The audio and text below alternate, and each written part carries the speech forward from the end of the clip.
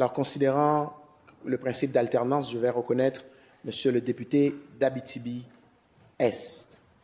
Merci, Monsieur le Président, et merci aux opposants. Je comprends qu'il y a un consentement. Il y a consentement. Parfait. Poursuivez, Monsieur le député d'Abitibi-Est. Merci, Monsieur le Président, et merci naturellement pour le consentement du parti au pouvoir ainsi que des oppositions. Je vais décortiquer mon discours sur 3 niveaux au niveau de la présentation. Il va y avoir une première portion sur ma région, le deuxième, le volet positif du budget, et le troisième sur le côté plus négatif du programme québécois d'infrastructure. Au niveau de ma région, une région nourricière prête à innover davantage, c'est ce qu'est l'Abitibi-Témiscamingue, et elle ne demande pas de privilèges. Elle demande la réciprocité, les revenus générés par les mines, la forêt et l'agriculture, contribuent directement au financement des services publics partout au Québec.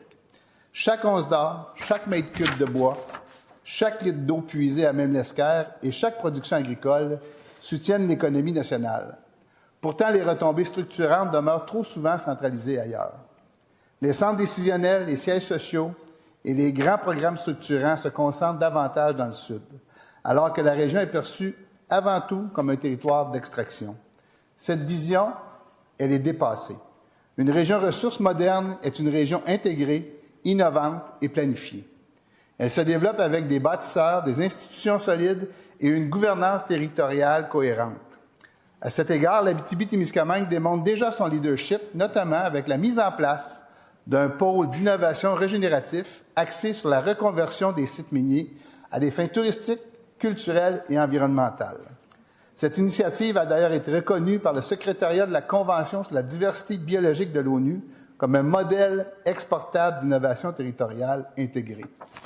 C'est le point sur ma région. Maintenant, le point positif du budget, c'est qu'on a finalement attaché le projet de ce qu'on appelle chez nous la ZIM, la zone d'innovation minière. Elle devient ainsi donc la 5e zone d'innovation après l'info-quantique à Sherbrooke, le numérique microélectrique à Bromont, l'espace aéro à Longueuil, Saint-Laurent, Mirabel, qui pourrait même aussi inclure Val-d'Or avec les ailes de Beaver qui sont uniques au Canada, qui se produit chez nous à Val-d'Or, la vallée de la transition énergétique en Mauricie, et maintenant vous avez la zone d'innovation minière en Abitibi-Témiscamingue. J'aimerais d'ailleurs souligner la présence mardi des ministres Boulay, Simard et Girard, qui sont venus faire une très belle présentation et qui va donner un souffle international additionnel à l'Université du Québec en Abitibi-Témiscamingue, au Cégep et aussi au CITRI. Je pense que ça en est des éléments positifs dans un budget qu'on ne doit pas avoir peur de souligner comme indépendant et comme acteur du développement territorial au niveau de l'Abitibi-Témiscamingue. Maintenant, le point pour moi qui devient un petit peu difficile à justifier, c'est toujours le même raisonnement, c'est celui, comme vous avez vu dans mes différentes interventions que j'ai faites au cours des 6 derniers mois, sur le programme québécois des infrastructures en lien avec le déficit fiscal que l'Abitibi-Témiscamingue reçoit. Et ça, je pense que c'est important de le comprendre. La situation étant que l'extraction minière, ça se fait chez nous, la consommation du bois, ça se fait chez nous. Il y a des gros camions sur les routes. Les routes sont davantage affectées que d'autres territoires. On a la même situation avec l'OSK, qui est tiré à même un esquerre de qualité numéro 1 mondial, qui a gagné des prix internationaux. Et qu'est-ce qu'on voit? C'est qu'on exporte tout ça à l'extérieur, mais l'Abitibi-Témiscamingue ne reçoit pas sa juste part pour être en mesure de faire en sorte qu'on a la chance de pouvoir développer nos infrastructures et faire en sorte que l'Abitibi-Témiscamingue ne soit pas simplement dans une situation de déficit fiscal qui s'accumule au fil du temps. Le programme québécois d'infrastructure 2636, il peut être beau, il peut y avoir beaucoup d'argent, mais quand c'est toujours une région comme l'Abitibi-Témiscamingue qui se retrouve en queue de peloton, c'est difficile pour elle de pouvoir comprendre qu'elle va être en mesure de compenser le déficit fiscal qui se fait, et tout ça à partir du fait que tu as une région qui pourtant est très productive et très intéressante pour le PIB du Québec.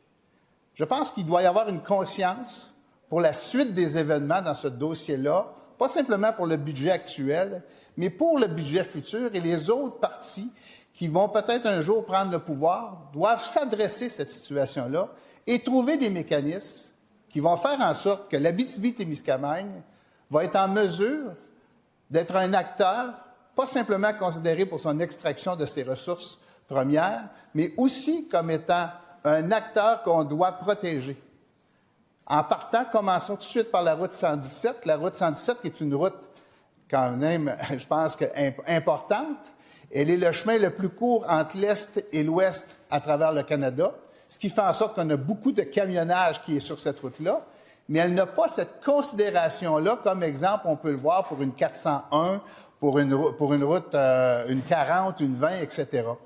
Je pense qu'il faut se l'adresser, ces éléments-là, il faut se l'adresser. Il faut comprendre dans quel milieu l'Abitibi-Témiscamingue gravite pour bien saisir les impacts, de bien structurer les prochains budgets gouvernementaux pour s'assurer que la région reçoive sa quote-part juste et nécessaire pour être capable d'enrayer une portion du déficit fiscal.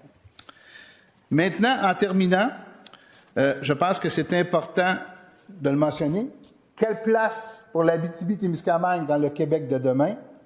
On parle d'autonomie énergétique, de souveraineté minérale, de transition écologique, mais trop rarement de ceux qui rendent ces ambitions possibles. L'Abitibi-Témiscamingue n'est pas une région périphérique. Elle est un cœur battant du Québec productif au sein du Canada. Sa pleine occupation économique est une condition essentielle pour sécuriser les approvisionnements, protéger les intérêts stratégiques et assurer l'autonomie économique du Québec. Merci beaucoup. Le député d'Abitibi-Est.